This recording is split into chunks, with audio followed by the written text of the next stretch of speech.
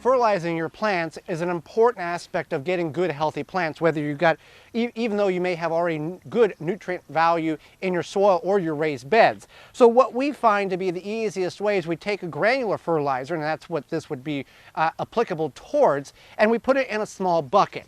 We find out what the applicational rate per plant that bag requires, and then we tie that measuring cup to the bucket. Now this measuring cup came with that particular brand of fertilizer. If it doesn't have a measuring cup, you can get one out of your kitchen or get one very cheaply. That way, whenever this particular method or this brand calls for 2 tablespoons per hole, per plant in the hole at the time of planting. So then whenever I can go to the next planting spot or the next hole, I can just take my bucket. The string is attached to the measuring device. It's not buried in the fertilizer, and I didn't leave it on the ground that I have to hunt for at a later time. For more information, please visit thewisconsinvegetablegardener.com.